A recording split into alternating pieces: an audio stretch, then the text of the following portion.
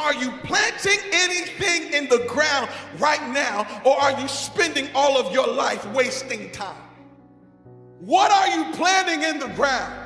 What are you putting in the soil? Are you planting or are you resting? What are you doing? Now is the time to develop a legacy mindset.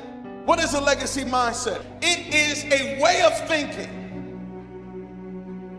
that causes you to make winning decisions today so you and others can have winning results tomorrow. And my question to you is, do you have a legacy mindset? Here's the deal. Too many of us, we think this is a rest season when really it's a planting season. This is the season to put some seed in the ground. Every decision you make is putting seed in the ground. Now is the season to plant seeds of prayer. Now is the time to plant financial freedom seeds, where you're planting a tree of financial freedom so that later on your children's children and your community will walk by a tamarind tree of financial freedom. Plant in this season. Now is the time to develop a legacy mindset. Somebody saying, Pastor, I love this legacy thing, but I'm only 25. I got no kids. What does legacy got to do with me? Pastor, I'm about 73. You done missed the legacy sermon. I should have got it 20 years ago. My day's done, so there's nothing left. Maybe you're 40 years old, you say, Pastor, I got this mess over here, this mess over here. Legacy ain't got nothing to do with me. Let me tell you why legacy hits everybody. We have all had to deal with a struggle that we inherited from someone else's legacy and not ours. And the question is, are you going to set a new legacy and plant a new tree?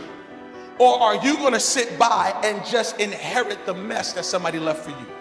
You have obstacles that are generational, and you don't know that they're generational because somebody left a legacy of pain and trauma that you have inherited. And unless you develop a legacy mindset, you'll never accelerate the way God wants you to.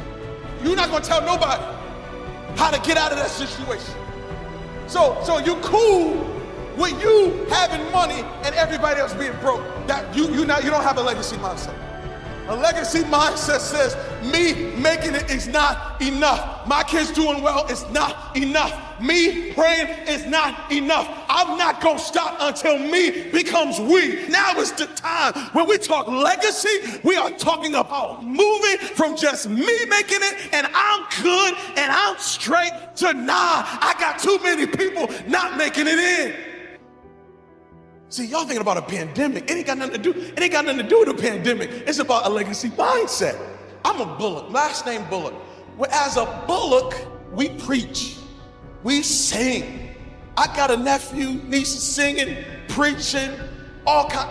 We birth singing. But then there's some other stuff that come with Bullock.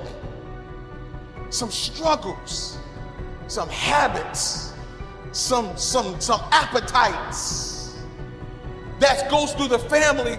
And what bothers me is nobody told me. Nobody told me. They told me about the preaching. They told me about the singing.